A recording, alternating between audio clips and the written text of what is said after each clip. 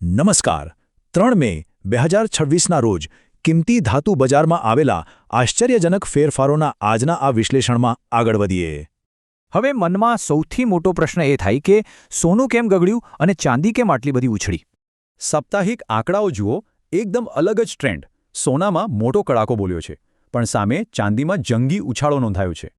લગ્નસરાની મોસમ નજીક છે, એટલે આ ભાવની વધઘટ સીધી જ ઘરેણાં ખરીદતા પરિવારોના બજેટ પર અસર કરશે, ખરું ને?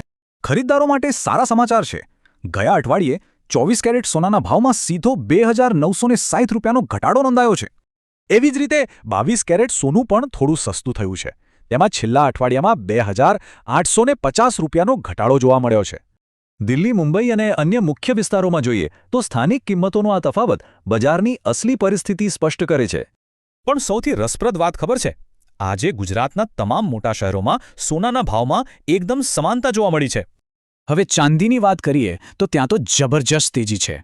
ભાવ છેક ₹2,65,000 પ્રતિ કિલોએ પહોંચી ગયા. વિચારો, માત્ર એક અઠવાડિયામાં સીધો ₹5,000નો ઉછાળો. ચાંદીએ સોનાના ઘટાડાના ટ્રેન્ડને સાવ નકારી કાઢ્યો છે. આની પાછળનું કારણ શું?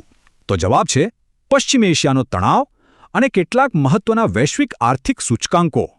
અત્યારે માર્કેટના વેપારીઓ ક્રૂડ ઓઇલના ભાવની વધઘટ અને અમેરિકાના કન્ઝ્યુમર સેન્ટિમેન્ટ ડેટા પર એકદમ બાજ નજર રાખીને બેઠા છે. આ ઉપરાંત અમેરિકા અને યુકેનો પર્ચેઝિંગ મેનેજર્સ ઇન્ડેક્સ એટલે કે PMI બજારની હવે પછીની દિશા નક્કી કરશે. તો અંતે સવાલ એ છે, શું આ માર્કેટમાં તેજી આમ જ ચાલુ રહેશે કે પછી ટૂંક સમયમાં શાંત પડશે? નમસ્કાર 3 મે 2026ના રોજ કિંમતી ધાતુ બજારમાં આવેલા આશ્ચર્યજનક ફેરફારોના આજના આ વિશ્લેષણમાં આગળ વધીએ. હવે મનમાં સૌથી મોટો પ્રશ્ન એ થાય કે સોનું કેમ ગગડ્યું અને ચાંદી કેમ આટલી બધી ઉછળી. સાપ્તાહિક આંકડાઓ જુઓ, એકદમ અલગ જ ટ્રેન્ડ. સોનામાં મોટો કડાકો બોલ્યો છે, પણ સામે ચાંદીમાં જંગી ઉછાળો નોંધાયો છે. લગ્નસરાની મોસમ નજીક છે, એટલે આ ભાવની વધઘટ સીધી જ ઘરેણાં ખરીદતા પરિવારોના બજેટ પર અસર કરશે, ખરું ને? ખરીદદારો માટે સારા સમાચાર છે. ગયા અઠવાડિયે 24 કેરેટ સોનાના ભાવમાં સીધો ₹2,960નો ઘટાડો નોંધાયો છે. એવી જ રીતે 22 કેરેટ સોનું પણ થોડું સસ્તું થયું છે. તેમાં છેલ્લા અઠવાડિયામાં ₹2,850નો ઘટાડો જોવા મળ્યો છે. દિલ્હી, મુંબઈ અને અન્ય મુખ્ય વિસ્તારોમાં જોઈએ તો સ્થાનિક કિંમતોનો આ તફાવત બજારની અસલી પરિસ્થિતિ સ્પષ્ટ કરે છે. પણ સૌથી રસપ્રદ વાત ખબર છે?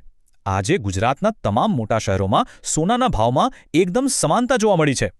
હવે ચાંદીની વાત કરીએ તો ત્યાં તો જબરજસ્ત તેજી છે. ભાવ છેક ₹2,65,000 પ્રતિ કિલોએ પહોંચી ગયા.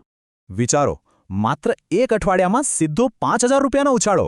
ચાંદીએ સોનાના ઘટાડાના ટ્રેન્ડને સાવ નકારી કાઢ્યો છે. આની પાછળનું કારણ શું? તો જવાબ છે પશ્ચિમ એશિયાનો તણાવ અને કેટલાક મહત્વના વૈશ્વિક આર્થિક સૂચકાંકો. અત્યારે માર્કેટના વેપારીઓ ક્રૂડ ઓઇલના ભાવની વધઘટ અને અમેરિકાના કન્ઝ્યુમર સેન્ટિમેન્ટ ડેટા પર એકદમ બાજ નજર રાખીને બેઠા છે. આ ઉપરાંત અમેરિકા અને યુકેનો પર્ચેઝિંગ મેનેજર્સ ઇન્ડેક્સ એટલે કે PMI બજારની હવે પછીની દિશા નક્કી કરશે. તો અંતે સવાલ એ છે, શું આ માર્કેટમાં તેજી આમ જ ચાલુ રહેશે કે પછી ટૂંક સમયમાં શાંત પડશે? નમસ્કાર 3 મે 2026ના રોજ કિંમતી ધાતુ બજારમાં આવેલા આશ્ચર્યજનક ફેરફારોના આજના આ વિશ્લેષણમાં આગળ વધીએ. હવે મનમાં સૌથી મોટો પ્રશ્ન એ થાય કે સોનું કેમ ગગડ્યું અને ચાંદી કેમ આટલી બધી ઉછળી.